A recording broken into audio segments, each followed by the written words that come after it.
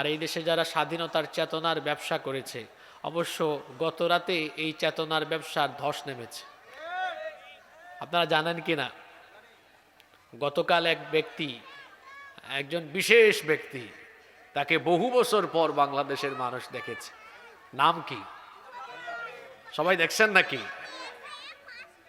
একদম আসল স্বাধীনতার তথ্য ফাঁস করে দিয়েছে। এখনকার জেন জি যারা আছে, জেনারেশন জি, এরা তাদের কিতাবাদিতে বই পুস্তকে স্বাধীনতা পড়েছে একরকম, আর স্বাধীনতার যুদ্ধে যারা নেতৃত্ব দিয়েছে তাদের মুখের ভাষায় স্বাধীনতা ছিল আরেক রকম। বই পুস্তকে স্বাধীনতার চেতনার অনেক ট্যাবলেট এই জেনারেশনকে গিলিয়ে খাইয়ে দিয়ে চেতনার ব্যবসায়ীরা চেতনার ব্যবসা করতে চেয়েছিল, কিন্তু আল্লাহর কি কুদরত, তাদের সকল স্বপ্ন এখন দুঃস্বপ্নে পরিণত হয়েছে। সম্মানিত ভাইয়েরা, যুব সমাজকে এই নতুন দেশ গঠনের জন্য এগিয়ে আসতে হবে। কারণ নবী করিম সাল্লাল্লাহু আলাইহি ওয়াসাল্লাম একটি সোনালী রাষ্ট্র, কোরআনের আলোকে একটি আলোকিত সমাজ, আলোকিত রাষ্ট্র গঠন করেছিলেন। আর নবী করিম সাল্লাল্লাহু আলাইহি ওয়াসাল্লামকে এই ক্ষেত্রে যারা সবচেয়ে বেশি সহযোগিতা করেছিল তারা হচ্ছেন তরুণ এবং যুবক। আমার প্রিয় যুবক ভাইদেরকে বলবো, এই নতুন বাংলাদেশের যে স্বাধীনতা আমরা পেয়েছি, এটা আসল স্বাধীনতা। কারণ এখানে মুক্ত বাতাসে নিজের স্বাধীন মতামত পেশ করা যায়, যেটা আগে যেত না। আগে কি যেত? যেত না। তো এই স্বাধীন দেশ গঠনের জন্য এখন আপনাদেরকে এগিয়ে আসতে হবে, আপনাদেরকে দায়িত্ব নিতে হবে। এই দেশকে প্রকৃত স্বাধীনতার এবং প্রকৃত সার্বভৌমত্বপূর্ণ একটি আলোকিত বাংলাদেশ হিসাবে গঠন করার জন্য এবার এই বাংলাদেশকে আল্লাহর দ্বীনের আলোকে, কোরআনের আলোকে, ইসলামের আলোকে গঠন করার জন্য যুবক ভাইদেরকে এগিয়ে আসতে হবে। আমরা ৭১ সাল থেকে নিয়ে ২০২৫ পর্যন্ত এই ৫৪ বছরে আমরা বিভিন্ন রকমের শাসন ব্যবস্থা দেখেছি, এবং এই শাসন ব্যবস্থার আলোকে বাংলাদেশ পরিচালিত হয়েছে। আমরা আমাদের কাঙ্ক্ষিত বাংলাদেশ পাইনি।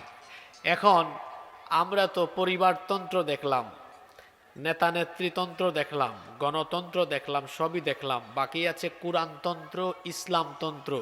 এটার স্বাদও একবার নেওয়া দরকার, আছে না নাই? এখন এটার স্বাদ নেওয়ার আগে বোঝা দরকার এখানে মজা কেমন।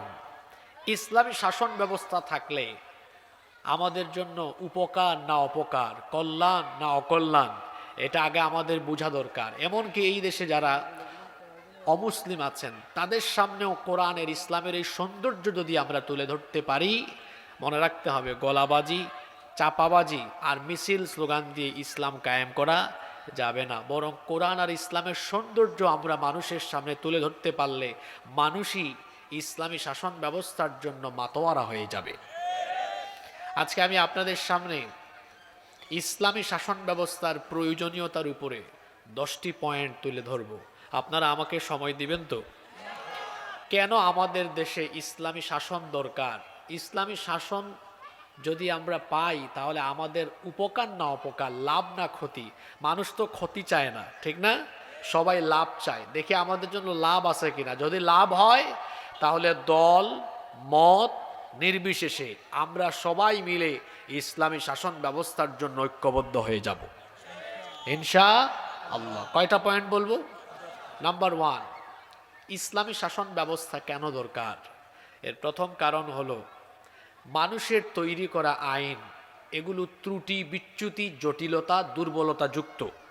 কিন্তু আল্লাহর দেওয়া আইনে কোনো ত্রুটি নাই, কোনো বিচ্যুতি নাই, কোনো দুর্বলতা নাই, কোনো জটিলতাও নাই। আমরা মানুষ, ওই যে বলা হয় মানুষ মাত্রই ভুল, মানুষ ভুল করতে পারে, কিন্তু আল্লাহ কি কোনো ভুল করেন?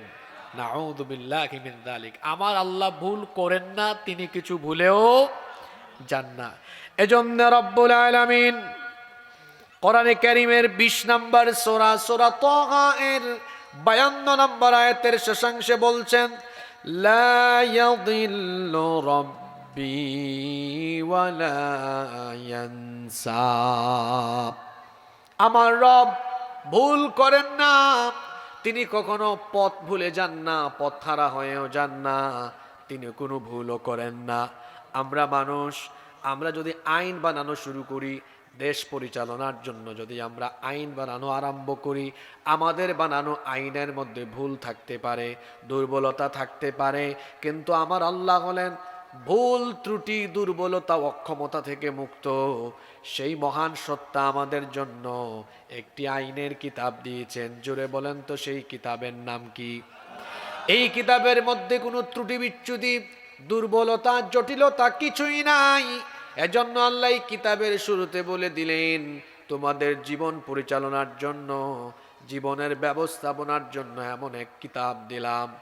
যালিকাল কিতাবু লা রাইবা ফীহি হুদাল লিল মুত্তাকিন। এটা এমন কিতাব যার মধ্যে কোনো সন্দেহ নাই। আমার দিকে তাকান, খুব মনোযোগ দেন। আজকে এমন কিছু কথা শুনবেন যা জীবনেও শুনেন নাই। মনোযোগী থাকেন, অমনোযোগী হইয়েন না। আমরা মানুষ, আমরা ভুল করি। এজন্য দেখা যায় ভুল করে কোনো আইন করলে আবার দেখা যায় পরবর্তীতে আরেকজন এসে ওই আইন কি করে, সংশোধন করে। কিংবা ভুল না করলেও যদি কারো স্বার্থের বিপরীত হয়, যদি কারো ক্ষমতার স্বার্থের বিপরীত, চিন্তা চেতনার বিপরীত হয়, তখন পরের জন সুযোগ পাইলে ওই আইন কি করে, বদলাই ফেলে, চেঞ্জ করে ফেলে, করে না? এজন্য দেখবেন বাংলাদেশ সহ পৃথিবীর যে সকল দেশে মানুষের বানানো আইন দিয়ে দেশ চলে, প্রত্যেকটা দেশের আইন বেশ কয়েকবার সংশোধন হয়ে গিয়েছে। কিন্তু আপনারা বলেন তো, আজ পর্যন্ত ১৫০০ বৎসর ধরে কোরআন এর একটা নোক্তা কি পরিবর্তন হয়েছে?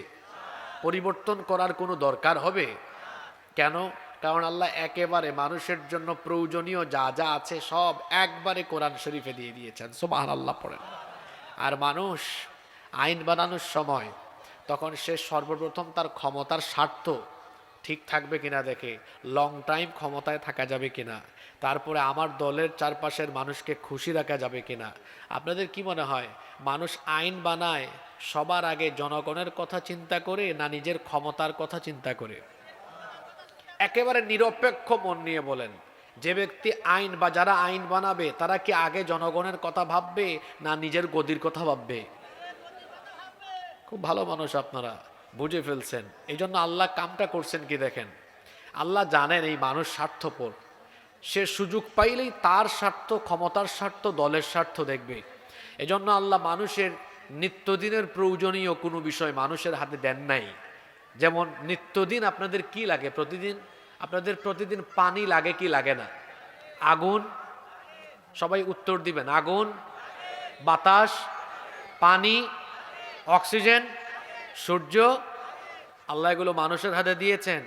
দেন নাই। কেন জানেন? এগুলো দিলে জুলাইয়ে নতুন বাংলাদেশ পাইতেন না। ফেরাউনের দল বলতো বেশি কথা বললে আগুন দিব না, পানি দিব না, অক্সিজেন দিব না, বিদ্যুৎ দিব, এই কি বলে বায়ু দিব না, বাতাস দিব না। মানুষ যে স্বার্থপর, তার একটু আদর্শের বিরুদ্ধে গেলেই এগুলো বন্ধ করে দিত, অক্সিজেন বন্ধ করে দিত, যতক্ষণ আমার কথা মতো না আসবা সব বন্ধ। এজন্য আল্লাহ কি করেছেন? নিত্য প্রয়োজনীয় নিত্যদিনের কোনো বিষয় আল্লাহ মানুষের হাতে তুলে দেন নাই। কারণ এই মানুষ সুযোগ পাইলে সবার আগে তার স্বার্থের কথা বিবেচনা করে।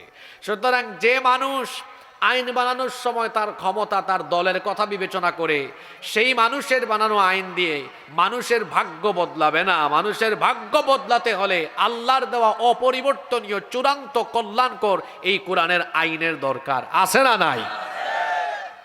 এই জন্য ১ নম্বর পয়েন্ট, কেন ইসলামী শাসন ব্যবস্থা দরকার? কারণ ইসলামী শাসন ব্যবস্থার জন্য যে আইন দেওয়া হয়েছে এখানে কোনো ত্রুটি বিচ্যুতি নাই, দুর্বলতা নাই, জটিলতা নাই। কিন্তু মানুষের বানানো আইনে ত্রুটিও আছে, জটিলতাও আছে, দুর্বলতাও আছে। আজকে ইউনূস সাহেব সংস্কার করবেন, আগামীকাল আরেকজন এসে সংস্কার করবে। ৭১ থেকে তো এই পর্যন্ত সংস্কার কম হয় নাই। কিন্তু যদি শাসন ব্যবস্থায় কোরআন থাকতো, ব্যক্তি পরিবর্তন হতো, আইনের কোনো পরিবর্তন হতো, তাহলে বলেন এই অপরিবর্তনীয় মানবতার জন্য কল্যাণকরী আইনের দরকার আছে না নাই? নাম্বার 2, কেন ইসলামী শাসন ব্যবস্থা দরকার? ইসলামী শাসন ব্যবস্থা থাকলে পরে, না থাকলে পরে কোরআনের বহু আইন কিতাবের পৃষ্ঠার মধ্যে বন্দী থাকবে, এগুলার কোনো বাস্তবায়ন হবে না। যেমন ওয়াসসারিকু ওয়াসসারিকাতু ফাকতাউ আইদিয়াহুমা, চোর সে যদি পুরুষ হয় বা নারী হয়, অপরাধ প্রমাণিত হলে ডান হাত কেটে দাও। এখন আপনারা আমাকে বলেন তো, যদি ইসলামী সরকার না থাকে তাহলে কোরআনের এই আয়াত এর কি কোনোদিন বাস্তবায়ন হবে? তাহলে এই আয়াত কিসের মধ্যে বন্দী? কোরআনের মধ্যে বন্দী, বাস্তবায়ন আর হবে না। এরকম কি একটা দুইটা আয়াত না, শত শত হাজার হাজার আয়াত বন্দী থাকবে কোরআনের ভেতরে, যদি ইসলামী রাষ্ট্র ব্যবস্থা প্রতিষ্ঠিত না হয়।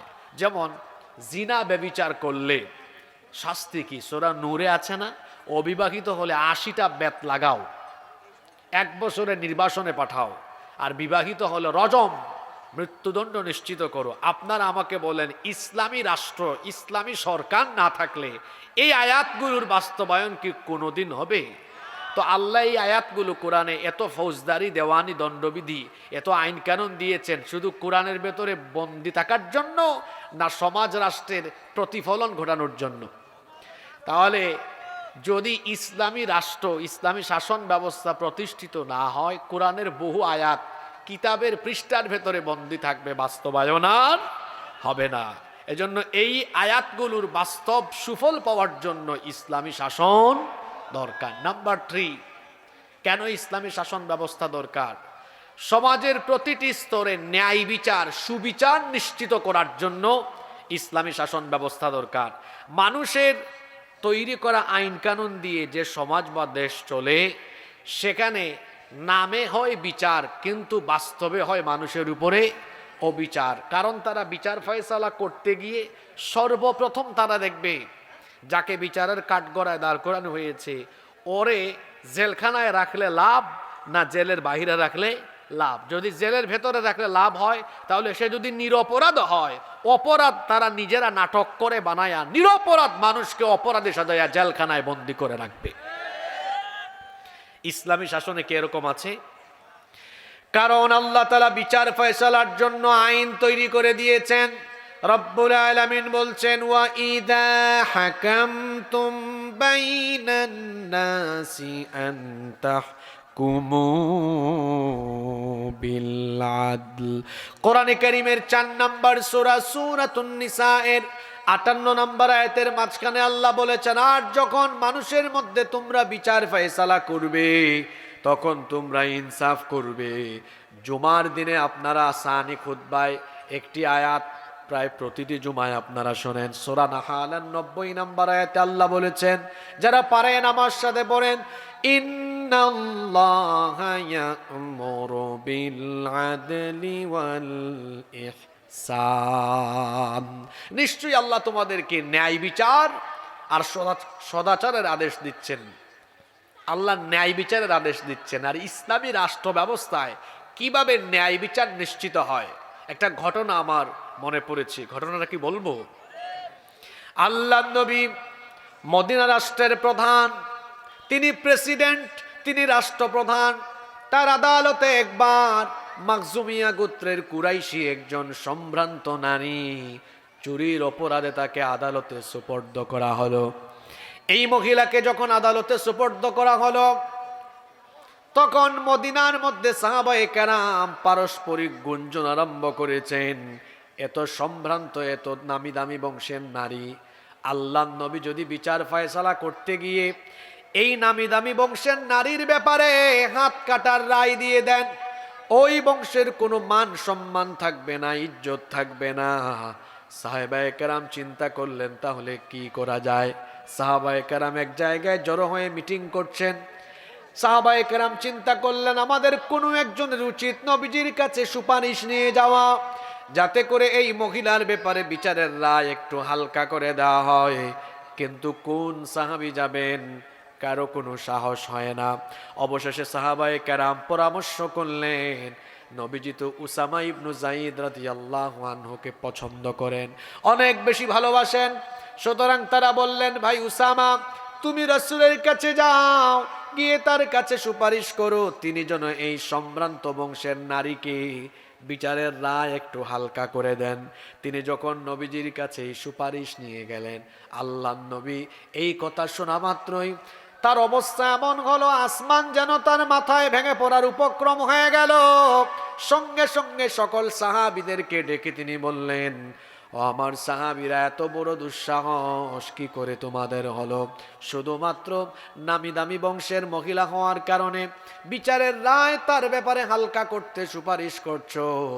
আল্লাহর কসম করে বলছি, আজকে যদি আদালতের কাঠগড়ায় এই নামি দামি বংশের সম্ভ্রান্ত নারী না হয়ে আমার নিজের মেয়ে ফাতিমাতুজ জাহরা রাদিয়াল্লাহু আনহা, সেও যদি আদালতের কাঠগড়ায় থাকতো, অপরাধ করলে পরে আমি রাষ্ট্রপ্রধান হিসাবে আমার মেয়েকে আমি অপরাধ থেকে ছাড় দিতাম না, স্বজনপ্রীতি দেখায়া বিচারের রায় হালকা করে দিতাম না, বরং আমি অপরাধ করলে পরে হাত কাটার আদেশ দিয়ে, হুকুম দিয়ে, রায় দিয়ে সেই দণ্ডবিধি কার্যকরের জন্য জল্লাদের হাতে তাকে সুপর্দ করতাম না, বরং বিচারের রায় দিয়ে বিচার যেন যথাযথ হয়, আমি বাপ হয়ে নিজেই আমার মেয়ের হাত কেটে ফেলে দিতাম। আল্লাহু আকবার। এই হলো ইসলামী শাসন ব্যবস্থার সুবিচারের নমুনা। আর মানুষের বানানো আইন যে সমাজে বা দেশে প্রতিষ্ঠা হয়, তাদের ছেলেমেয়েরা অপরাধ করলেও কোনো অসুবিধা নাই, তার দলের লোক হলে অসুবিধা নাই, 7 খুনও মাফ, ধরে নিয়ে গেলে ফোন যায়, এই ওসি কারে ধরেছে, এটা আমার লোক, তাড়াতাড়ি ছাড়ো, আছে না নাই? দেখেন না, নিজেদের দলের লোক হইলে চুরি বাটপারি করলেও কোনো অসুবিধা নাই। নইলে বেনজির এত চুরি করলো, তার সারা জীবনের বেতন, রেশন, ভাতা সব একত্রিত করলে 1 কোটি সামথিং হয়। এ বেটা এমন চোর, 2000 কোটি টাকার মালিক সে কিভাবে হলো? তারপরে আমার দেশে এক রাবেয়া বসরি ছিলেন, তিনি বলেছিলেন আমার বাসার পিয়ন ছিল, কত কোটি টাকার মালিক, কি ছাড়া চলে না? হেলিকপ্টার ছাড়া চলে না। তো আপনার পিয়নের যদি এই কারবার হয়, তাহলে পিয়ন থেকে আরো বড় যতগুলো আছে তারা যে কি কাম করেছে। প্রথম আলো সহ আরো বিভিন্ন পত্রিকা রিপোর্ট করেছে এদের চুরির ব্যাপারে। বাংলাদেশে বর্তমানে এই জাতির ঘাড়ে যত টাকা ঋণের বোঝা চাপিয়ে দেওয়া হয়েছে, তার চেয়ে বেশি পরিমাণ টাকা চুরি করে বিদেশে পাচার করা হয়েছে। সম্মানিত ভাইয়েরা, ইসলামী শাসন ব্যবস্থা থাকলে পরে নিজের দলের লোক চুরি করলেও বিচার হয়। আর যদি শাসন ব্যবস্থায় মানুষের বানানো আইন থাকে, নিরপরাধ মানুষকে অপরাধী বানায়া তাদের উপরে জুলুম করা হবে। যদি মানুষের তৈরি করা আইন কোনো সমাজে বা দেশে থাকে, তার আদর্শের বিপরীত হলে সেই ব্যক্তিদেরকে ধরে ধরে অন্যায়ভাবে হত্যা করা হবে। ঠিক এই পরিস্থিতির শিকার হয়েছিলেন কোরআনের পাখি শহীদ আল্লামা দেলাওয়ার হোসেন সাঈদী। তিনি এদেশে কোরআন প্রচার করেছেন এবং ভারতীয় আধিপত্যবাদের বিরুদ্ধে কথা বলেছিলেন বলে এদেশে যারা ভারতীয় 5টা গোলাম ছিল, ইন্ডিয়ান লেসপেন্সার, তারা তাদের প্রভুদেরকে, ভারতকে খুশি করার জন্য আল্লামা সাঈদীকে চিকিৎসার নামে তারা হত্যা করেছে। এই দেশে যদি আপনার বাপের বিচার 50 বছর পরে হয়, এদেশের 18 কোটি মানুষ এই অবিচারের বিচার একদিন করেই ছাড়বে ইনশাআল্লাহ। যেই সমাজে মানুষের তৈরি করা আইন থাকে, সেখানে আদালত চত্বরে বহু নিরপরাধ মানুষের আহাজারি শোনা যায়, অপরাধ করে নাই, কোনো দোষ নাই, এই মানুষগুলো বিচারের নামে প্রহসনের শিকার হয়। কিন্তু যেই সমাজে, যেই রাষ্ট্রে ইসলামী শাসন ব্যবস্থা থাকবে, সেখানে মানুষের উপর কোনো জুলুম হবে, কোনো অবিচার হবে না, ন্যায় বিচার নিশ্চিত হবে। তাহলে ন্যায় বিচার পাওয়ার জন্য, সুবিচারের জন্য এই দেশে ইসলামী শাসনের দরকার আছে না নাই? নাম্বার 4, কেন ইসলামী শাসনের দরকার? ইসলামী শাসন ব্যবস্থা থাকলে পরে প্রতিটি মানুষ তার অধিকার পাবে, নারী তার অধিকার পাবে। আমার দেশে নারীরা সম্পদ থেকে বঞ্চিত, আমার দেশের মা বোনেরা তারা বিভিন্ন সেক্টরে লাঞ্ছিত, অধিকার হারা, অধিকার বঞ্চিত। ইসলামী শাসন ব্যবস্থা প্রতিষ্ঠিত হলে নারী তার অধিকার পাবে, যুবক তার অধিকার পাবে, শ্রমিকেরা আজ অধিকার বঞ্চিত, শ্রমিকেরা তাদের ন্যায্য পাওনা পায় না। ইসলাম প্রতিষ্ঠা হলে পরে শ্রমিক তার পাওনা পাবে। এভাবে করে প্রতিটি মানুষ, এমনকি প্রত্যেকটি ধর্মের মানুষ নিরাপদে থাকবে। অনেক সময় এদেশে যারা অমুসলিম আছে তাদেরকে উস্কে দেওয়ার অপচেষ্টা করা হয়, বলা হয় এই বাংলাদেশে যদি কোনো কালে কোনো সময়ে যদি ইসলাম কায়েম হয়ে যায় তাহলে তো অমুসলিমদের বিপদ আছে। আচ্ছা, মার চেয়ে মাসির দরদ বেশি, তো কি বিপদ আছে? এরা তো তোমাদের ঘর বাড়ি জ্বালায়া তারপর তোমাদের উপর জুলুম নির্যাতন করে শেষ করে ফেলবে। বলেন তো, উগ্রবাদ, চরমপন্থা আর অমানবিক কাজের শিক্ষাকে ইসলাম আমাদেরকে দেয়? যদি অমুসলিম ভাই বোনেরা থাকেন বা পরবর্তীতে ইন্টারনেটে যারা আমাদের এই বক্তব্য শুনবেন, আমি সকল অমুসলিম ভাই বোনদেরকে বলছি, মায়ের কোলে শিশু যেমন নিরাপদ, ইসলামী রাষ্ট্রে অমুসলিমরাও তেমন নিরাপদ। ইসলাম কায়েম হলে আপনারা এখনকার চেয়ে আরো ভালো থাকবেন, কারণ এখন আপনাদেরকে নিয়ে অনেকে রাজনীতি করে, আবার রাজনীতির বলির পাঠাও আপনাদেরকে বানায়। কিন্তু ইসলাম কায়েম হলে পরে আপনাদেরকে নিয়ে কেউ রাজনীতি করার সুযোগ পাবে না। আপনাদের ন্যায্য পাওনা, ন্যায্য অধিকার প্রতিষ্ঠা করা হবে। কারণ আমার ইসলাম এত সুন্দর, অমুসলিমদের প্রতি অবিচার করতে এবং তাদের উপরে জুলুম করতে নিষেধ যিনি করেছেন, জোরে বলেন তিনি কে? রব্বুল আলামিন কোরআনে কারীমের ৬০ নম্বর সূরা সূরাতুল মুমতাহিনা এর ৮ নম্বর আয়াতে বলছেন, লা ইয়ানহাকুমুল্লাহু আনিল্লাযীনা লাম ইউকাতিলুকুম ফিদ الدين ولم يخرجوكم من دياركم أن تبروهم وتقسطوا إليهم إن الله يحب المقسطين। আল্লাহ তাআলা বলছেন, যারা তোমাদের সাথে দ্বীনের ব্যাপারে যুদ্ধে জড়ায়নি এবং যারা তোমাদেরকে ঘর বাড়ি থেকে বিতাড়িত করেনি, সেই সকল অমুসলিমদের সাথে সদাচার করতে আল্লাহ তোমাদেরকে নিষেধ করছেন না, বরং আল্লাহ বলছেন তাদের প্রতি সদাচার করো, ইনসাফপূর্ণ আচরণ করো এবং তাদের উপর অবিচার করো না। আমার ইসলাম কত সুন্দর! হিন্দু, বৌদ্ধ, খ্রিস্টান ভাইয়েরা আমার আল্লাহর কথাগুলো শোনেন। আল্লাহ কত সুন্দর করে বলছেন, তোমাদের রাষ্ট্রে বসবাসরত অমুসলিমদের প্রতি অবিচার করো না, তাদের উপর জুলুম করো না। এমনকি আল্লাহ অন্য আয়াতে বলছেন, ওয়ালা তাসুব্বুল্লাযীনা ইয়াদউনা মিন দুনিল্লাহি ফায়াসুব্বুল্লাহা আদুওয়াম বিগাইরি ইলমিন ওয়া ইলমিন কাযালিকা যায়্যান্না লিকুল্লি উম্মাতিন আমালুহুম সুম্মা ইলা রাব্বিহিম মারজিউহুম ফায়ুনাব্বিউহুম বিমা কানু ইয়ামালুন। অমুসলিমরা এই আয়াতগুলো শুনবেন। আমরা মুসলমানরা হিংস্র নই, জঙ্গি নই, আমরা উগ্রবাদী নই। আমার আল্লাহ আমাদেরকে শিখিয়েছেন, অমুসলিমদের উপাস্যকে তোমরা গালি দিও না, কারণ তোমরা যদি তাদের উপাস্যকে গালি দাও অজ্ঞতাবশত তারাও তোমাদের আল্লাহকে গালি দিয়ে বসবে। সুবহানাল্লাহ! এত সুন্দর শিক্ষা ইসলামের ভেতরে রয়েছে। এমনকি অমুসলিমদের উপাসনালয়েও হামলা চালাতে নিষেধ করা হয়েছে।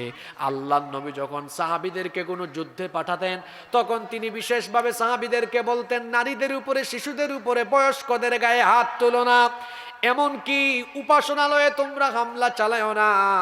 আল্লাহর নবী নিষেধ করে দিয়েছেন অমুসলিমদের উপাসনালয়ে হামলা করো না। আল্লাহ নিষেধ করে দিয়েছেন অমুসলিমদের উপাস্যকে গালি দিও না। আল্লাহ নিষেধ করেছেন অমুসলিমদের সাথে বেইনসাফপূর্ণ আচরণ করো না। এই জন্য বলেছি, ইসলাম যদি কায়েম হয়, এই দেশে যদি কোরআনের আইন প্রতিষ্ঠা হয়, মায়ের কোলে শিশু যেমন নিরাপদ থাকে, ৫৬,০০০ বর্গ মাইলে সকল অমুসলিমরা আমাদের কাছে নিরাপদ থাকবে। বুঝতেছেন কথা আমার? এখন অবস্থা এমন হয়ে গিয়েছে, ওই যে বললাম মার চেয়ে মাসির দরদ বেশি। আমাদের দেশে অমুসলিম যারা আছেন তাদের প্রতি আমরা কতটা আন্তরিক, এই দেশে আমরা সবাই মিলেমিশে একসাথে বসবাস করেছি, করছি, করব ইনশাআল্লাহ। কিন্তু পাশের দেশ থেকে আমাদের দেশকে অস্থিতিশীল করবার জন্য বিভিন্ন ধরনের পরিস্থিতি সৃষ্টি করার অপচেষ্টা করা হয়। আপনারা জানেন সর্বশেষ ইসকনের মাধ্যমে চিন্ময় কুমার প্রভু, এদের মাধ্যমে বাংলাদেশকে অস্থিতিশীল করবার অপচেষ্টা করা হয়েছে। সেই 5ই আগস্ট থেকে তাদের মিডিয়াগুলোতে প্রচার করা হয়েছে যে বাংলাদেশে নাকি হিন্দুদের ঘর বাড়ি জ্বালিয়ে পুড়িয়ে ছাই করে দেওয়া হচ্ছে। আচ্ছা বলেন তো, আপনাদের পাশেই তো সাতক্ষীরাতে, এই যে যশোরে, মনিরামপুরে, এইসব এলাকায় প্রচুর হিন্দু আছে। আমি এইসব এলাকায় প্রতি বছর মাহফিলে আসি, অনেক হিন্দু ভাই বোনরাও মাহফিলে আসে আমাদের আলোচনা শুনে। আপনারা বলেন, আপনাদের এই এলাকায় কোনো হিন্দুদের ঘর বাড়ি পুরানো হয়েছে? সামনে পুরানো হবে? কোনোদিনও না। ইসলাম আমাদেরকে এই শিক্ষা দেয় না। কিন্তু পাশের দেশের মিডিয়ায় আমাদের ব্যাপারে মিথ্যাচার ছড়ানো হয় যে বাংলাদেশে জঙ্গিবাদ, উগ্রবাদ কায়েম হয়ে গিয়েছে, এখানে হিন্দুদের ঘর বাড়ি জ্বালিয়ে পুড়িয়ে ছাই করে দেওয়া হচ্ছে। আমি বলি, নিজের চরকায় তেল দাও। আমাদেরকে জঙ্গি বলার আগে আয়নায় নিজের চেহারা দেখো। আমরা জঙ্গি নই, বরং পৃথিবীর ইতিহাসের কুখ্যাত জঙ্গি হলে তোমরা। তোমরা কি কি জঙ্গিবাদী কাজ করেছো সব রেকর্ড আমাদের কাছে আছে। বাংলাদেশে তো আমরা কোনো মন্দির দখল করে মসজিদ কোনোদিন বানাইনি, সামনে বানাবো না। কিন্তু তোমরা এমন উগ্রবাদী জঙ্গি, তোমরা এমন কালপ্রিট, এমন সন্ত্রাসী, তোমরা আমাদের শত শত বছরের ঐতিহ্য বাবরি মসজিদ দখল করে রাম মন্দির বানিয়ে গোটা দুনিয়ার 200 কোটি মুসলমানদের কলিজায় আগুন লাগিয়ে দিয়েছো। জঙ্গিবাদী আমরা না। আমাদেরকে এই কথা বলার আগে আয়নায় নিজের চেহারা দেখো। হায়দ্রাবাদে, সিকিমে, গুজরাটে, কাশ্মীরে তোমরা কি করেছো পৃথিবীর মানুষ জানে এগুলো। কাশ্মীরে তোমরা আমাদের মুসলমান ভাই বোনদেরকে পিটাও আর আমাদেরকে সাম্প্রদায়িক সম্প্রীতির সবক দাও। এই বাংলাদেশে সাম্প্রদায়িক সম্প্রীতি ছিল, আছে, থাকবে। আমরা তোমাদের মতো উগ্রবাদী নই, তোমাদের মতো জঙ্গি নই, সন্ত্রাস নই। মুসলমান কখনো জঙ্গি হয় না। ইসলাম এসেছে জঙ্গিবাদ, সন্ত্রাসবাদের শিকড়কে কেটে ফেলার জন্য। বরং যারা সবক দেয় তাদের ইতিহাস আমাদের জানা আছে গো। আরএসএস এর গুন্ডা, গুজরাটের কসাই নরেন্দ্র মোদী গুজরাটে কি করেছে আমাদের জানা আছে। তারই হুকুমে কাশ্মীরে কি হয় আমাদের জানা আছে। তার দেশের মিডিয়াগুলা, ওই যে রিপাবলিক বাংলা এক চ্যানেল আছে, ময়ূখ রঞ্জন, ব্যাং যেমন লাফায় ও তেমন লাফায়। বাংলাদেশের মানচিত্র ডিসপ্লেতে এনে বলবে, এই যে চট্টগ্রাম, রংপুর, সিলেট আমরা দখল করে ফেলবো। চট্টগ্রাম, সিলেট আর রংপুর তোর বাপদাদার নাকি? তুই দখল করে ফেলবি আর আমরা বসে থাকবো? এই দেশের 1 ইঞ্চি জমিনের দিকে কেউ যদি হাত বাড়ায়, এদেশের 18 কোটি মানুষ সেই কালো হাত ভেঙে চুরে টুকরা টুকরা করে ফেলবে। এদেশে একজন মানুষ বেঁচে থাকতে এদেশের 1 ইঞ্চি জমিকে কেউ অবৈধভাবে দখল করতে পারবে? আমি আবারও বলছি, আমরা যুদ্ধপ্রিয় নই, আমরা শান্তিপ্রিয় মানুষ। বাংলাদেশের মুসলমান শান্তিপ্রিয়। আমরা উগ্রবাদীও নই, উচ্ছৃঙ্খল নই, যুদ্ধপ্রিয়ও নই, আমরা শান্তিপ্রিয়, আমরা শান্তিতে বিশ্বাসী। কিন্তু আপনারা যদি নিজেরাই অশান্তির দাবানল জ্বালিয়ে আর আমাদের গা ঘেঁষায় ঘেঁষায় আমাদেরকে অশান্তির দিকে নিয়ে যাওয়ার চেষ্টা করেন, আমরা তো ডিফেন্সিভ, আমরা কাউকে আক্রমণ করি না। তবে মুসলমান বীরের জাতি আক্রান্ত হলে কাউকে কখনো ছেড়ে দেয় না। একটা সিংহ ঘুমিয়ে আছে, আপনি তার কানের কাছে গিয়ে খুচাখুচি করলেন, তার ঘুম যদি ভেঙে যায় তারপরে আচরণটা কেমন হবে বুঝতেই পারছেন। তো মুসলমান তো স্বভাবত সিংহের জাতি, কিন্তু শান্তিপ্রিয়। কিন্তু আপনি যদি সেই শান্তিপ্রিয় মুসলমানের কানের কাছে গিয়ে কিংবা তাদের কাছে ঘেঁষে আপনি যদি অশান্তির দাবানল জ্বালিয়ে দেওয়ার চেষ্টা করেন, সেই মুসলমান সিংহের মতো যখন গর্জে উঠবে, পরিণতি কিন্তু ভয়াবহ হয়ে যাবে। এমনিতেই রসুলের হাদিস আমাদের মাথায় আছে। যুবকদেরকে বলছি, যুবক ভাইয়েরা মনোযোগ আছে। 1500 বছর আগে রসুল কি বলেছেন শুনেন। এটি নাসাই এবং তিরমিজি শরীফের হাদিস। বর্ণনাকারী সাহাবী হচ্ছেন থাউবান রাদিয়াল্লাহু আনহু। তিনি বলছেন, আল্লাহর নবী বলেছেন, ইসাবাতানি মিন উম্মতি আহরাজাহুমাল্লাহু মিনান নার। আমার উম্মতের দুইটা দলকে আল্লাহ তাআলা জাহান্নাম থেকে মুক্তি দিয়েছেন, এদেরকে আল্লাহ বিনা হিসাবে জান্নাত দিবেন। আপনারা সুবহানাল্লাহ পড়বেন না? কয়টা দলকে আল্লাহ জাহান্নাম থেকে মুক্তি দিয়েছেন? জোরে বলতে হবে, কয়টা? একটা দল হলো, রাসূল বলেছেন, ইসাবাতুন তাগজুল হিন্দ। একটি দল হলো যারা হিন্দুস্তানের বিরুদ্ধে যুদ্ধে অংশ নিবে। হিন্দুস্তানের বিরুদ্ধে যুদ্ধে অংশ নেওয়া প্রতিটি মুসলমানকে আল্লাহ জাহান্নাম থেকে মুক্তি দিবেন। দেখি মনোযোগ কেমন ছিল, যুদ্ধে শহীদ হওয়া না অংশ নেওয়া? জোরে বলেন। তাহলে এটা ১৫০০ বছর আগের হাদিস। রাসূল বলেছেন হিন্দুস্তানের বিরুদ্ধে যুদ্ধে যারা অংশ নিবে। এই হাদিস কি বার্তা দেয়? তাহলে হিন্দুস্তানিদের সাথে মুসলমানদের একটা যুদ্ধ হবে। এটা ১৫০০ বছর আগে বলেছেন মুহাম্মদুর রাসূলুল্লাহ সাল্লাল্লাহু আলাইহি ওয়াসাল্লাম, যেটাকে বলা হয় গাজওয়াতুল হিন্দ। এখন আমরা তো আর যুদ্ধে ঝাঁপিয়ে পড়ার জন্য পাগল পারা হয়ে যাইনি। আমি আগেই বলেছি, মুসলমান যুদ্ধ প্রিয় না, মুসলমান হলো শান্তিপ্রিয়। আপনি যদি নিজেই যুদ্ধ বাঁধিয়ে দেন, আপনি কি মনে করেন আমরা বসে থাকবো? ওই রসুলের গাজওয়াতুল হিন্দের চেতনার হাদিস আমাদের মাথায় আছে। আমরা জানি এই পবিত্র যুদ্ধে অংশ নিলে জাহান্নামের আগুন আল্লাহ আমাদের জন্য মাফ করে দিবেন। সুতরাং আপনি নিজে থেকেই যদি যুদ্ধের দাবানল ছড়িয়ে দেন, এদেশের যুবক যুবতী, তরুণ তরুণী, আবাল বৃদ্ধ বনিতা গাজওয়াতুল হিন্দের চেতনা নিয়ে যখন নেমে যাবে, ইউনূস সাহেব বলেছেন 7 সিস্টারের কথা, আর আমি বলছি আমার দেশের মানচিত্রের উপরে কুনজর দিলে ভারতের মানচিত্র টুকরা টুকরা হয়ে গিয়ে দিল্লিতে কালেমার পতাকা আবার উড়াইয়া দেওয়া হবে। সুতরাং গুজরাটের কসাই, আরএসএস এর গুন্ডা নরেন্দ্র মোদীকে সাবধান করছি, নিজের চরকায় তেল দাও। বিবিসি বলছে তোমার দেশের ৬০ কোটি মানুষ এখনো স্বাস্থ্যসম্মত পায়খানা ব্যবহার করতে পারে না। মানুষকে আগে টয়লেট উপহার দাও, আগে মানুষকে টয়লেটে পাঠাও। আমি নিজে ভারতে ৫-৬ বার গিয়েছি, যদিও গত ৫-৬ বছর ধরে যাই না। আমাকে সর্বশেষ ২০১৯ সালে নেতাজি সুভাষচন্দ্র বসু আন্তর্জাতিক বিমানবন্দরে প্রায় ২-৩ ঘন্টা আমাকে অন্যায়ভাবে আটকে রেখেছে। এরপর থেকে আমি আর ভারতে যাই না। অনেকে বলে ভারতে আমি মাহফিলে যাই না কেন? এই কারণে যাই না, ২-৩ ঘন্টা আমাকে আটক করে রেখেছে, অনেক হ্যারেস করেছিল। তো আমি বহুবার গিয়েছি ভারতে, ওদের স্বাস্থ্যসম্মত টয়লেট নাই। অনেক জায়গায় আমি দাওয়াতি সফরেও গিয়েছি, মানুষ খোলা জায়গায় পায়খানা করে। নিজের চরকায় তেল দাও, নিজের দেশের মানুষের প্রতি মনোযোগী হও। আমার দেশে হিন্দু মুসলিম বৌদ্ধ খ্রিস্টান সবাই মিলেমিশে আমরা সম্প্রীতির সাথে আছি। এদেশে ইসলাম যদি কায়েম হয়, ও মুসলিমরা আরো আরামে থাকবে, তোমাদের জন্য জ্বলাপুরা অত বেশি না হয়। সম্মানিত ভাইয়েরা, বলছিলাম ইসলাম কায়েম হলে অমুসলিমরাও এরা কি দুঃখে থাকবে না সুখে থাকবে?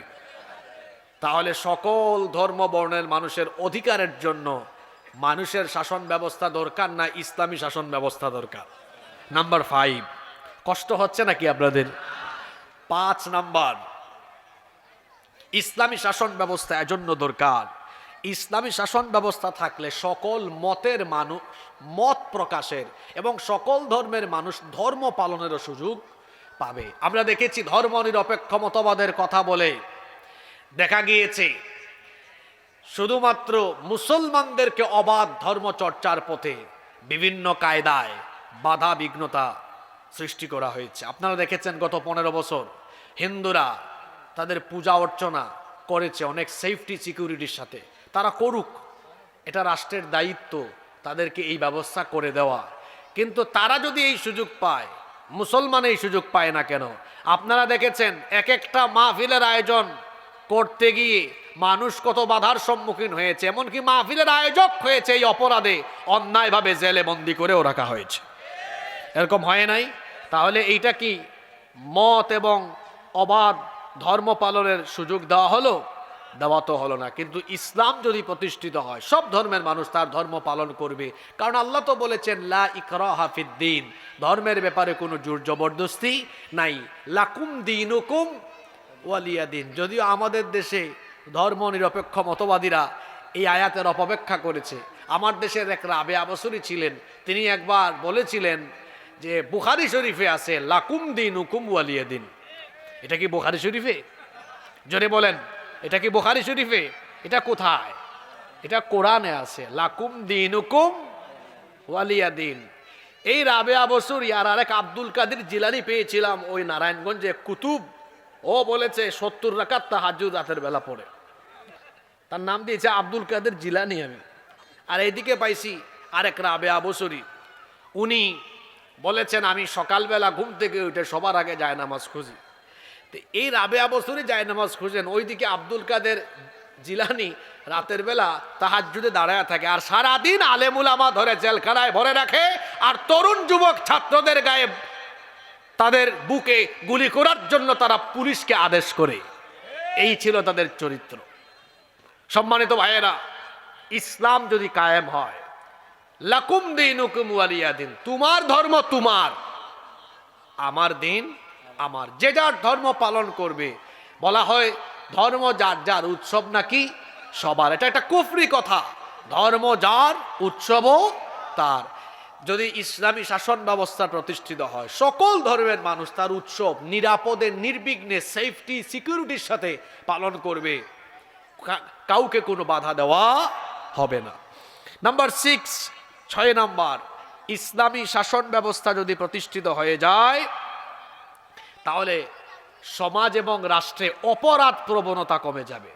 চুরি কমবে, ডাকাতি কমবে, জিনা, ব্যভিচার, খুন, হত্যা, গুম, লুণ্ঠন, রাহাজানি, চাঁদাবাজি, টেন্ডারবাজি কমে যাবে। কারণ এগুলোর বিচার যখন আল্লাহর কোরআন দিয়ে করা হবে তখন অপরাধ আর সমাজে থাকবে না ইনশাআল্লাহ। আপনারা আমার দিকে তাকান, বলেন তো, এই যে চুরির শাস্তি মানুষ আইন বানাইয়া, মনে করেন একটা চোরকে এই এলাকায় ধরছেন, আপনাদের এলাকার নাম কি আন্দুলিয়া, তাই না? আজকে ধরলেন চোর, তাকে আপনারা থানায় সুপর্দ করলেন, থানা তাকে কোর্টে চালান করলো। তো এই চোর যদি 2-4 মাস 1-2 বছর জেলখানা থাকে, এরপরে যদি জামিন নিয়ে বের হয়, বেশিরভাগ ক্ষেত্রে আপনারা বলেন, আমি বলবো না, বেশিরভাগ ক্ষেত্রে বলেন তো, চোর ডাকাতরা জেল থেকে বের হয়ে চুরি ছেড়ে দেয় না আরো প্রমোশন নেয়? হ্যাঁ, বরং অনেককে দেখা যায় আদালত চত্বরে হাত নাড়ায়, আমি আসতেছি, আসলে দেখাই দিব। ডাকাতি কমে না, ডাকাতি বাড়ে। জিনা বদমাইশি কমে না, আরো বাড়ে। আপনি একটা চুরির বিচার কোরআন দিয়ে করেন তো, একজন চোরের হাত কেটে দেন, এই বিচার দেখে সবগুলা ছেঁচড়া চোর তারের মতো সোজা হয়ে যাবে। একটা ডাকাতির বিচার, একটা জিনার বিচার, ধর্ষণের বিচার কোরআন দিয়ে করে দেখেন, যারা অপরাধী আছে সোজা হয়ে যাবে। তাহলে বলেন, কোরআন দিয়ে বিচার করলে সমাজ থেকে দিন দিন অন্যায় কমবে না বাড়বে? জোরে বলেন, কমবে না বাড়বে? আপনারা কি চান না এই সমাজ থেকে, এই দেশ থেকে অন্যায় অপরাধ কমে যাক? চান কি চান না? যদি চান তাহলে ইসলামী শাসনের দরকার আছে না নাই? দেখেন, ইসলামী শাসন আমি আপনাদের উপর চাপায়া দিচ্ছি না, আমি জাস্ট প্রয়োজনীয়তা তুলে ধরছি। এরপরে সিদ্ধান্ত নেবেন আপনি যে এটা আমার জন্য লাভ না লস। মানুষ তো লাভের দিকেই থাকে, ঠিক না? যদি লাভজনক হয় সিদ্ধান্ত নেবেন, না এটার জন্য আমার দরকার আছে। এবার শুনেন, এখানে যুবক আছে না, বেকার আছে না, অনেকে কাজ কাম নাই, এই পয়েন্ট তাদের জন্য। সবাই রেডি তো? কয় নাম্বারে আসলাম? 7 নাম্বার পয়েন্ট। কষ্ট হচ্ছে নাকি আপনাদের? আমি তো পয়েন্ট ভিত্তিক বলছি। 7 নাম্বার, ইসলামী শাসন ব্যবস্থা থাকলে এই দেশে একজন গরিব মানুষ থাকবে না। কয়জন বললাম? জোরে বলেন তো। আমি চ্যালেঞ্জ করে গেলাম এখানে, চ্যালেঞ্জ, আই ক্যান চ্যালেঞ্জ, একজন আঙ্গুল দিয়ে বললাম, একজন গরিব মানুষ এই দেশে থাকবে। যে আমার ভাই বক্তব্যের আগে বললেন যে এই দেশের মানুষের খাদ্যের দায়িত্ব সরকার নেবে, তিনি তো আর বক্তব্যের সময় পাননি, এই জন্য ব্যাখ্যা করে বলেননি আর কি, ওই সংক্ষিপ্ত কথা বলে গিয়েছেন। এখন ব্যাখ্যা আমি আপনাকে দেই যে সরকার কেমনে দায়িত্ব নিবে। একটা ক্ষুধামুক্ত, দারিদ্র্যমুক্ত, অভাব অনটন মুক্ত বাংলাদেশ আপনি পাবেন। কখন পাবেন? আল্লাহর দেওয়া অর্থনৈতিক ফর্মুলা যখন আপনি গ্রহণ করবেন, যখন সুদের পরিবর্তে জাকাত ভিত্তিক অর্থনীতি আপনি প্রতিষ্ঠা করবেন, একজন গরিব এই দেশে থাকবে না। দুইটা উদাহরণ দিব, একটা ছোট করে আর একটা বড় করে। আন্দালিয়া, এটা গ্রামের নাম তাই না? আন্দুলিয়া। এই আন্দুলিয়া গ্রামে জনসংখ্যা কত হবে আনুমানিক? 5,000। Okay fine. আন্দুলিয়াতে আমরা মসজিদ কমিটি থেকে জাকাত কালেকশন করলাম। প্রতি বছর জাকাত দেওয়া হয় না? মনে করেন এই এলাকায় 200-300 মানুষের উপর জাকাত ফরজ। এটা আমরা একসাথে এক জায়গায় কালেক্ট করে মোট হইছে জাকাতের টাকা 2 লাখ। জোরে বলেন কয় লাখ? আমার দেশে যারা জাকাত দেয় 99% মানুষের জাকাত আদায় হয় না। এরা জাকাতের ফর্মুলা জানে না। জাকাত অন্যান্য দান সৎকার মতো দিলে হয় না। জাকাতের খাত নির্ধারিত এবং জাকাতের উদ্দেশ্য হলো সমাজ থেকে দারিদ্রতা আর বেকারত্ব দূর করা। দান সৎকার মতো জাকাত নয়। আবার বলছি, দান সৎকা আর জাকাত এক বিষয় নয়। যেমন আপনি দান মাহফিলেও করতে পারবেন, দান মসজিদেও করতে পারবেন, জাকাতের টাকা যেখানে মন চায় সেখানে দিতে পারবেন না। জাকাতের খাত কয়টা? 8টা। জোরে বলেন কয়টা? তাহলে দান আর জাকাত কি একরকম না? আবার জাকাতের উদ্দেশ্য দান করা নয়, জাকাতের উদ্দেশ্য হলো বেকারত্ব, দারিদ্রতা মানুষের দূর করে দেওয়া। এখন আমি একটু আগে বললাম মোট কত টাকা তোলা হয়েছে? জোরে বলেন কয় লাখ? আপনি চাইলে 500 টাকা জন প্রতি দিলে 400 জন মানুষের মধ্যে 2 লক্ষ টাকা বিতরণ করতে পারবেন। কত টাকা? 2 লক্ষ টাকা। কত জনের মধ্যে? 400 জনের মধ্যে। কত করে জন প্রতি? মানুষ বলে আন্দুলিয়ায় 400 মানুষকে জাকাতের টাকা দেওয়া হয়েছে। এটা শুধু ভাব দেখানো হবে, ফুটানি হবে। আপনি এই 2 লক্ষ টাকা 400 জন মানুষকে না দিয়ে মাত্র 4 জন গরিব মানুষকে দেন। আপনি বলবেন হুজুর আপনি তো বড় সাংঘাতিক মানুষ, 396 জন মানুষের নসিব কেটে দিয়ে আপনি মাত্র 4 জনকে দিবেন। হ্যাঁ, এই এলাকার একজন বিধবা নারী খাইতে পারে না, চলতে পারে না, তার একটা সেলাই মেশিন কিনে দেন। তাইলে এই পরিবার চলার ব্যবস্থা হলো কি হলো না? আপনি উনারে 500 টাকা দিলে এক বেলা খাইতে পারবে বা 2 বেলা বা একদিন, কিন্তু একটা সেলাই মেশিন কিনে দেন, সারা বছর কাজ করে খেতে পারবে। সুবহানাল্লাহ পড়বেন না? আরেকজনকে একটা ওই যে ওটাকে কি বলে ভ্যান, আপনাদের এলাকায় ভ্যান আছে নাকি? একটা ভ্যান কিনে দেন, তার পরিবার চলবে। আরেকজনকে আপনি একটা হালের বলদ, 2টা হালের বলদ গরু কিনে দেন, হাল চাষ করে খাবে, ক্ষেত খামার করে খাবে। আরেকজনকে আপনি একটা টঙের দোকান অথবা একটা ওই যে কি বলে অটোরিকশা কিনে দেন। তাহলে 2 লক্ষ টাকা 4 জনকে ভাগ করে দিলাম। এই 4 জন মানুষ কি এই টাকা নিয়ে এভাবে যদি কর্ম করে খায়, আগামী বছর কি আর জাকাত খাওয়ার উপযুক্ত এরা থাকবে? জোরে বলতে হবে থাকবে। ছোট করে দিলাম যাতে আগে মাথায় এটা ঢুকে, এবার বড় করে দিই। এই দেশে অর্থ মন্ত্রণালয় আছে, বাণিজ্য মন্ত্রণালয় আছে, বিমান মন্ত্রণালয়, স্বরাষ্ট্র মন্ত্রণালয়, পররাষ্ট্র মন্ত্রণালয় আছে। যদি ইসলামী সরকার হয় আলাদা একটা মন্ত্রণালয় হবে, সেই মন্ত্রণালয়ের নাম হবে জাকাত মন্ত্রণালয়। দেশের শীর্ষস্থানীয় ইসলামী অর্থনীতিবিদ এরা থাকবেন এই মন্ত্রণালয়ের দায়িত্বে। তারা যখন সারা দেশের মানুষের জাকাতকে সেন্ট্রালি কালেক্ট করবেন, কেন্দ্রীয়ভাবে জাকাত কালেকশন করবেন। কথার কথা একটা উদাহরণ দেই, যদিও বাংলাদেশে জাকাত যদি সুন্দরভাবে উত্তোলন করা হয়, আমার ধারণা কমপক্ষে কয়েক লক্ষ হাজার কোটি টাকা জাকাত উঠবে। আমি যদি ধরে নেই এই বছর উঠল 1,40,000 কোটি টাকা। কত? 1 লক্ষ, হিসাবটা একটু ছোট করে দিলাম আর কি, যাতে আপনাদের বুঝতে সুবিধা হয়। 1,40,000 কোটি টাকা। তাহলে দেখেন এই বছর বাংলাদেশে বেকার 70 লক্ষ যুবককে ডেকে আনেন। কত লক্ষ যুবক? কথা বলেন না কেন? 70 লক্ষের হাতে প্রতিজনের হাতে 2 লাখ টাকা করে দেন। কত লাখ? 2 লাখ করে দিলে 1,40,000 কোটি টাকা শেষ। বলেন তো জন প্রতি 2 লক্ষ টাকা করে দেওয়া হলে এই 70 লক্ষ বেকার কি বেকার থাকবে নাকি কর্ম করে স্বাবলম্বী হতে পারবে? জোরে বলেন। এই রকম বেশি না, 5 থেকে 10 বছর যদি বেকারত্ব দূরীকরণে জাকাত ভিত্তিক অর্থনীতি এই দেশে প্রতিষ্ঠা করা যায়, চ্যালেঞ্জ করে বললাম একজন গরিব মানুষ বাংলাদেশে পাওয়া যাবে না। এখন আসেন, আমি চাপাবাজি করলাম না পৃথিবীর ইতিহাসে এমন ঘটেছিল?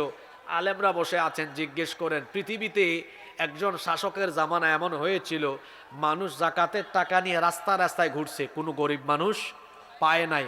কার জামানা?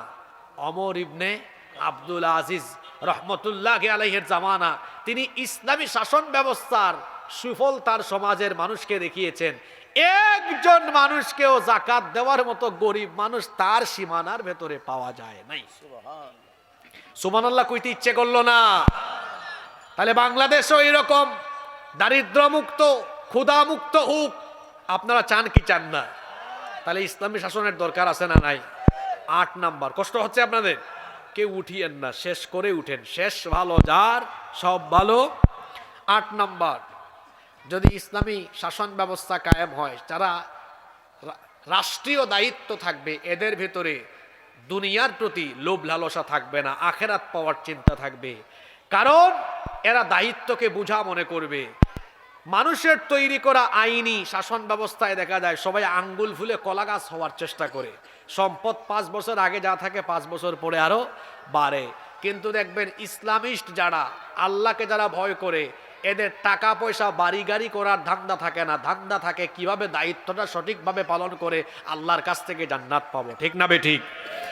ওমর ইবনে খাত্তাব রাদিয়াল্লাহু আনহু কোনো ইউনিয়ন নয়, উপজেলা নয়, কোনো দেশ নয়, অর্ধ দুনিয়া শাসন করেছেন। তার শাসন আমলে তিনি তার ঘরের ভেতরে একবার অর্ধ দুনিয়ার প্রেসিডেন্ট ওমর রাদিয়াল্লাহু আনহু মোমবাতির আলো জ্বালিয়ে কাজ করছেন। এমন সময় তার কিছু আত্মীয় স্বজন দেখা করতে এসে দরজায় নক করলেন। তিনি তাদেরকে থামিয়ে দিলেন, দাঁড় করিয়ে দিলেন। তার নিজের সামনে থাকা মোমবাতির আগুন ফু দিয়ে নিভিয়ে নতুন আর একটা মোমবাতিতে আগুন ধরালেন। তারপরে এদেরকে ভেতরে আসতে বললেন। এরা জিজ্ঞেস করলেন, আমিরুল মুমিনিন, আপনার সামনে একটা মোমবাতিতে আগুন ধরানো ছিল, সেটা ফু দিয়ে নিভিয়ে কেন নতুন আরেকটা মোমবাতিতে আগুন ধরালেন? তিনি তখন বললেন, তোমরা আসার আগ পর্যন্ত জনগণের টাকায় কেনা মোমবাতির আগুন জ্বালিয়ে জনগণের কল্যাণে রাষ্ট্রীয় কাজ করছিলাম।